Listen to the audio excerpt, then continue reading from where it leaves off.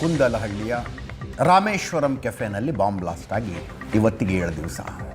We need all your blessing to regain, to show what is our, what is the power of youth, and to say we are Indians. National Investigation Agency has detained one person identified as Shabir from Ballari in Bengaluru. ಮನಸ್ಸು ನಿಮಗಿಲ್ಲ ಅಂದ್ರೆ ಬಾಯಿ ಮುಚ್ಕೊಳ್ಳಿ ಸುಮ್ಮನೆ.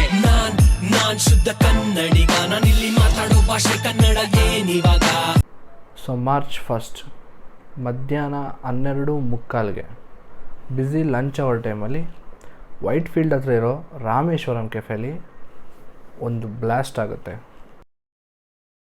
At the Rameshwaram Cafe, and Gargi, if you have been there, and like millions at the spot, all right, so there you can see the CCTV, the video. So ಈ news ಎಷ್ಟು ಜನಕ್ಕೆ ಗೊತ್ತಿದೆಯೋ ಗೊತ್ತಿಲ್ವೋ ನನಗೆ ಗೊತ್ತಿಲ್ಲ, but almost ಬೆಂಗಳೂರಲ್ಲಿ ಯಾರ್ಯಾರಿದ್ದಾರೆ ಅವ್ರು ಎಲ್ರಿಗೂ ಈ news 100% ಗೊತ್ತಿರುತ್ತೆ. ಮಂತ್ಲಿ ಅರೌಂಡ್ 4 crores ಬಿಸ್ನೆಸ್ ತೆಗಿತಿದ್ರು ಒಂದು ಸ್ಟೋರಿಂದ. ಸೊ ಆಲ್ ಓವರ್ ಬೆಂಗಳೂರು ತುಂಬ ಸ್ಟೋರ್ಸ್ ಇತ್ತು ಅವ್ರದ್ದು. ಸೊ ಈ ಬ್ಲಾಸ್ಟ್ ಆಗಿದ ತಕ್ಷಣ NIA ಅವರು, ನ್ಯಾಷನಲ್ ಇನ್ವೆಸ್ಟಿಗೇಷನ್ ಏಜೆನ್ಸಿ ಅವರು ಈ ಕೇಸ್ನ ಟೇಕಪ್ ಮಾಡಿದ್ರು. ಸೊ ಫಸ್ಟ್ ಈ ಕೇಸ್ ಬಂದು ಪೊಲೀಸ್ ಅವ್ರ ಅಂಡರ್ಲಿತ್ತು, ಬಟ್ ಲೇಟರ್ NIA ಅವರ ಆ್ಯಕ್ಟ್ ಪ್ರಕಾರ NIA ಅವರೇ ಈ ಕೇಸ್ನ ಹ್ಯಾಂಡಲ್ ಮಾಡೋಕ್ಕೆ ಸ್ಟಾರ್ಟ್ ಮಾಡಿದ್ರು. NIA ಅವರ 2008 ಆ್ಯಕ್ಟ್ ಪ್ರಕಾರ ಯಾವುದೇ ಒಂದು ಕೇಸ್ನ ಡೈರೆಕ್ಟಾಗಿ NIA ಅವರು ಹ್ಯಾಂಡಲ್ ಮಾಡ್ಬೋದು. ಸೊ ಇನ್ವೆಸ್ಟಿಗೇಷನ್ ಸ್ಟಾರ್ಟ್ ಮಾಡಿದಾಗ 9 ಜನಕ್ಕೆ ಗಾಯ ಆಗಿದೆ, ಸೀರಿಯಸ್ ಇಂಜುರೀಸ್ ಆಗಿದೆ ಅಂತ ಗೊತ್ತಾಗುತ್ತೆ. ಮತ್ತು CCTVಯಲ್ಲಿ ಅರೌಂಡ್ 11:30ಗೆ ಒಬ್ಬ ಕ್ಯಾಪ್ ಹಾಕ್ಕೊಂಡಿರೋ ವ್ಯಕ್ತಿ ಕೆಫೆ ಒಳಗಡೆ ಬರ್ತಾನೆ. ಬಂದು ಕೆಫೆನ ಒಂದು ಮೂಲೆಯಲ್ಲಿ ಬಾಂಬ್ನ ಪ್ಲೇಸ್ ಮಾಡ್ತಾನೆ. ಅರೌಂಡ್ 12:56 PM ಈ ಬ್ಲಾಸ್ಟು ಆಗುತ್ತೆ. ಸೊ ಬ್ಲಾಸ್ಟ್ ಆಗಿದ ತಕ್ಷಣ ಅಲ್ಲೇ ಫ್ಲೋರ್ ಸೂಪರ್ವೈಸರ್ ಆಗಿದ್ದಂತಹ KV ರಾಜೇಶ್ ಅವರು ಹತ್ರದಲ್ಲೇ ಇರುವಂಥ HL ಪೊಲೀಸ್ ಸ್ಟೇಷನ್ಗೆ ಹೋಗಿ ಕಂಪ್ಲೇಂಟ್ನ ಕೊಡ್ತಾರೆ. ಸೊ ಕಂಪ್ಲೇಂಟ್ ಕೊಟ್ಟಿದ ತಕ್ಷಣ terrorism clause of unlawful activities prevention act of 1967 and Indian penal code section of attempt to murder and explosive substances ಅಂಡರಲ್ಲಿ FIR ರಿಜಿಸ್ಟರ್ ಮಾಡ್ತಾರೆ. FIR ಪ್ರಕಾರ ಏನಿತ್ತು ಅಂದರೆ ಅರೌಂಡ್ 12:50 to 1 PM ಈ ಟೈಮಲ್ಲಿ ವಿಂಡೋ ಹತ್ರ ಒಂದು ಹ್ಯಾಂಡ್ ವಾಶ್ ಏರಿಯಾ ಇರುತ್ತೆ, ಲೈಕ್ ಹ್ಯಾಂಡ್ ವಾಶ್ ಏರಿಯಾ ಇರುತ್ತೆ, ಅಲ್ಲಿ ಕಸ್ಟಮರ್ ಸೀಟಿಂಗ್ ಇರುತ್ತೆ. ಸೊ ಅಲ್ಲಿ ಬ್ಲಾಸ್ಟ್ ಆಯಿತು ಅಂತ FIR ಇದೆ. ಸೊ ಬ್ಲಾಸ್ಟ್ ಆಗಿದ ತಕ್ಷಣವೇ ಆ ಏರಿಯಾ ಹತ್ರ ಹಾಕಿರೋ ಟಾರ್ಪಲ್ ಎಲ್ಲ ಕಿತ್ತೋಗುತ್ತೆ, ಮತ್ತು ಮೇಲೆ ರೂಫು ಡ್ಯಾಮೇಜ್ ಆಗುತ್ತೆ ಆ್ಯಂಡ್ ವಿಂಡೋಸ್ ಕೂಡ ಎಲ್ಲ ಡ್ಯಾಮೇಜ್ ಆಗಿ ಅರೌಂಡ್ 9 ಮೆಂಬರ್ಸ್ಗೆ ಡ್ಯಾಮೇಜ್ ಆಗುತ್ತೆ ಅಂತ FIR ರಿಜಿಸ್ಟರ್ ಆಗಿದೆ. ಸೊ ಇನ್ವೆಸ್ಟಿಗೇಷನ್ ಮಾಡ್ತಾ ಫಸ್ಟು NIA ಅವ್ರಿಗೆ ಏನು ಡೌಟ್ ಬರುತ್ತೆ ಅಂದರೆ 2022 ಮಂಗಳೂರು ಮತ್ತು ಶಿವಮೊಗ್ಗದಲ್ಲಿ ಬ್ಲಾಸ್ಟ್ ಆಗಿತ್ತಲ್ವ.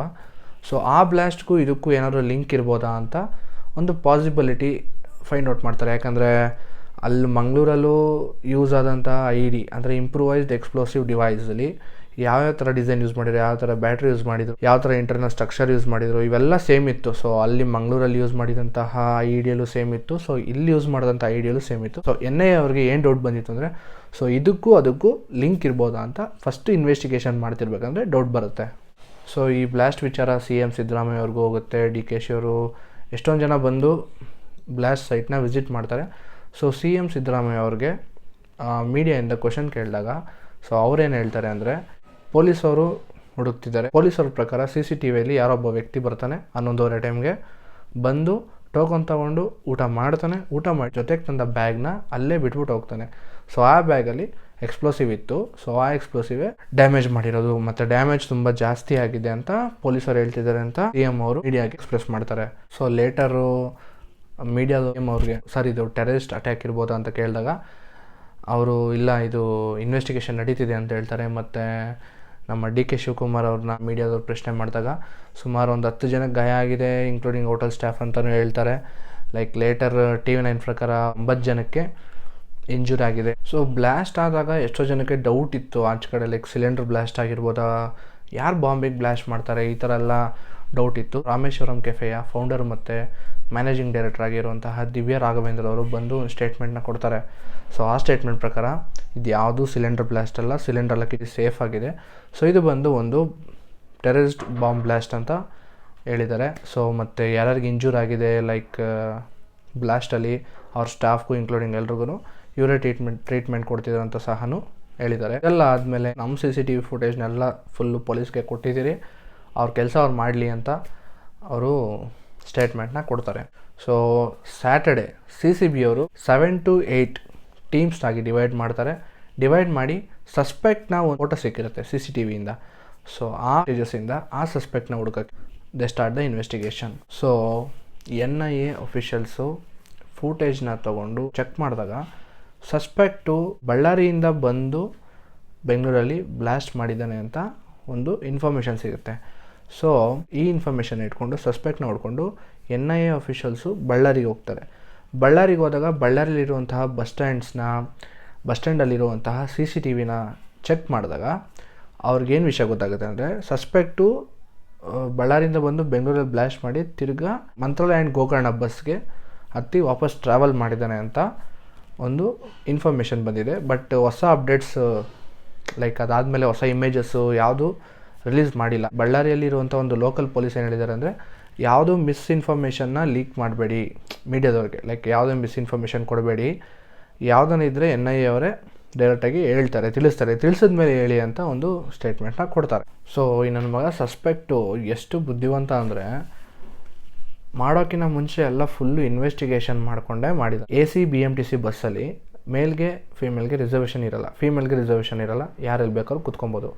ಸೊ ಮಾಮೂಲಿ ಬಸ್ಸಲ್ಲಿ ಹತ್ತಿದ್ರೆ ಹಿಂದೆನೇ ಕುತ್ಕೊಬೇಕಾಗತ್ತೆ, ಎಲ್ಲೋ ಒಂದು ಕಡೆ ಕ್ಯಾಮ್ರಾ ಸಿಗಾಕೊಂತೀನಿ ಅಂತ AC ಇರುವಂತಹ BMTC ಬಸ್ನೇ ಹತ್ತಿ ಫ್ರಂಟ್ ಸೀಟಲ್ಲಿ ಕೂತ್ಕೊಂಡು ಹಿಂದೆ ಇರುವಂಥ ಕ್ಯಾಮ್ರಾನ ಅವಾಯ್ಡ್ ಮಾಡಿದ್ದಾನೆ.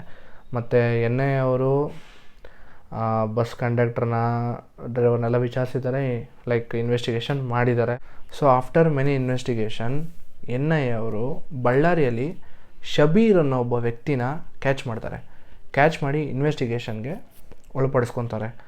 ಸೊ ಇವ್ರ ಪ್ರಕಾರ ಈ ಶಬೀರ್ ಅನ್ನೋ ವ್ಯಕ್ತಿ ಲೈಕ್ CCTVಯಲ್ಲಿ 2-3 ಟೈಮ್ಸ್ ಈ ಅಕ್ಯೂಸ್ನ ಮೀಟ್ ಮಾಡಿರೋ ಹಂಗೆ ಫುಟೇಜಸ್ ಸಿಕ್ಕಿದೆ. ಸೊ ಇವ್ರನ್ನ ಸದ್ಯಕ್ಕೆ ಅರೆಸ್ಟ್ ಮಾಡಿ ಇನ್ವೆಸ್ಟಿಗೇಷನ್ ಮಾಡ್ತಿದ್ದಾರೆ.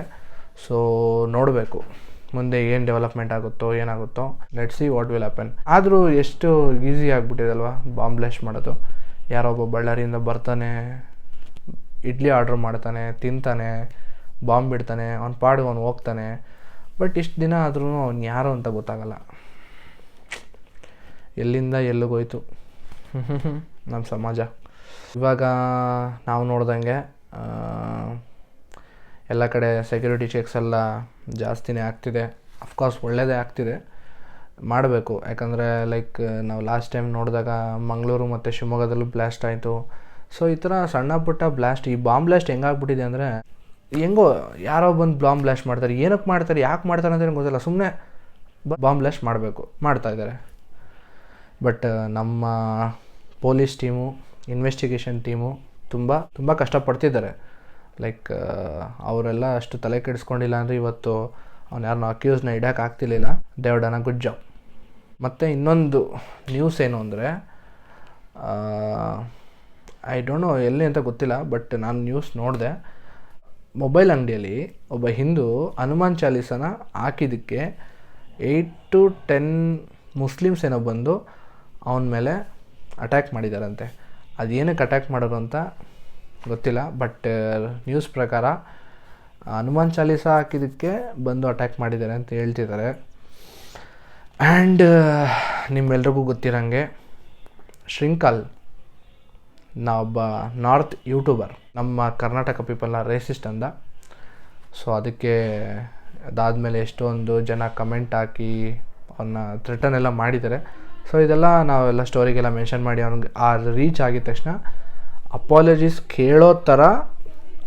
ಕೇಳೋ ಥರ ಒಂದು ವೀಡಿಯೋ ಮಾಡಾಕಿದ್ದೇನೆ, ಬಟ್ ಅದರಲ್ಲಿ ಅಪಾಲಜೀಸ್ ಕೇಳಿಲ್ಲ. ಸೊ ಇದೆಲ್ಲ ಆಗಿ ನಮ್ಮವ್ರು ಬಿಡ್ತಾರ, ನನ್ನ ಮಗನೇ ಅವ್ನಿಗೆ ಬುದ್ಧಿ ಕಲಿಸ್ಬೇಕು ಅಂತ ಫುಲ್ಲು ಕಮೆಂಟಲ್ಲಿ ರುಬ್ಬಾಡ್ಬಿಟ್ಟವ್ರೆ. ಅವನು ನೋಡಿದ್ರೆ ನಾನು ಬರ್ತೀನಿ, ಬೆಂಗಳೂರಿಗೆ ಬರ್ತೀನಿ, ಅದೇನು ಕಿತ್ಕೊಳ್ಳಿ ಏನೇನೋ ಫುಲ್ಲು ದೊಡ್ಡದಾಗೆ ಕೂಲ್ ಆಗಬೇಕಲ್ಲ, ನಾನು ಹಿಂಗೆ ಅಂತ ಅವನೇನೋ ಹಂಗೆ ಬಿಟ್ಟವನೆ. ಅವರೇನು ಮಲಗಿ ಬರ್ತೀನಿ, ಶನಿವಾರ ಯಾವಾಗೋ ಬರ್ತೀನಿ ಅಂತ ಹೇಳಿದ್ದ. ಸೊ ನಮ್ಮವರೆಲ್ಲ ಒಂದು ಖುಷಿಯಾಗೋ ವಿಚಾರ ಏನು ಅಂದರೆ ನಮ್ಮವರೆಲ್ಲ ಸೇರಿದ್ರು. ಏನಕ್ಕೆ ಅವನಿಗೆ ಹೊಡಿಬೇಕು ಅಂತ ಎಷ್ಟು ಜನ ಬಂದಿರೋ ನನಗೆ ಗೊತ್ತಿಲ್ಲ, ದೇವರಾಣಿಗೂ. ಕೆಲವೊಬ್ರು ಯೂಟ್ಯೂಬರ್ಸ್ ಇದ್ದಾರೆ, ಟು ಬಿ ಫ್ರ್ಯಾಂಕ್ ತುಂಬ ಈ ವಿಷಯನ ಬಿಡ್ದಿರ ಪೊಲೀಸ್ ಕಂಪ್ಲೇಂಟ್ ಕೊಟ್ಟು ಅವ್ನ ಕೈಲಿ ಸಾರಿ ಕೇಳಿಸ್ಬೇಕು ಅಂತ ಹೋರಾಡಿದವರು ಇದ್ದಾರೆ.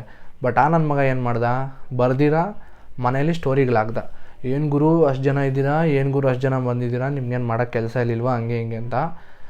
ಗುರು ನಿನಗೆ ಹೇಳ್ತಿದ್ದೀನಿ, ನೀನೇನಾದರೂ ಬೆಂಗಳೂರಿಗೆ ಬಂದಿದ್ದಿದ್ರೆ ಇವತ್ತು ಬೆಂಗಳೂರಲ್ಲಿ ಅದು ಏನೇನು ಆಗೋಗಿರೋದು, ನೀನು ಹಿಡ್ಕೊಂಡು ಹೊಡೆದು ಸಾರಿ ಕೇಳಿಸಿರೋರು, ನೀನೇ ಬಂದಿರೋ ಜನ ನೋಡಿ ಸಾರಿ ಕೇಳ್ತಿದ್ದೋ, ಅದು ಬೇರೆ ವಿಚಾರ.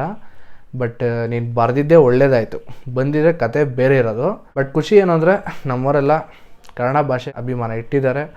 ಸೊ ಕನ್ನಡಕ್ಕೆ ಏನಾದ್ರು ದಕ್ಕು ಬಂತು ಅಂದರೆ ಎಲ್ಲ ಬರ್ತಾರೆ ಅಂತ ಗೊತ್ತು. ಸೊ ಇಷ್ಟು ಸಾಕು, ಇವತ್ತಿಗೆ ಈ ವಿಡಿಯೋ ಎಂಡ್ ಮಾಡೋಣ. ಆ್ಯಂಡ್ ವಿಡಿಯೋ ಇಷ್ಟ ಆಗಿರೋ ಲೈಕ್ ಮಾಡಿ. ಮುಂದೆ ಏನಾದರೂ ಅಪ್ಡೇಟ್ಸ್ ಇದ್ದರೆ ಖಂಡಿತ ಅಪ್ಡೇಟ್ಸ್ ಕೊಡ್ತೀನಿ ರಾಮೇಶ್ವರಂ ಕೆಫೆ ಬಗ್ಗೆ. ಆ್ಯಂಡ್ ಸಿಗೋಣ ನೆಕ್ಸ್ಟ್ ವೀಡಿಯೋದಲ್ಲಿ. ಬಾಯ್.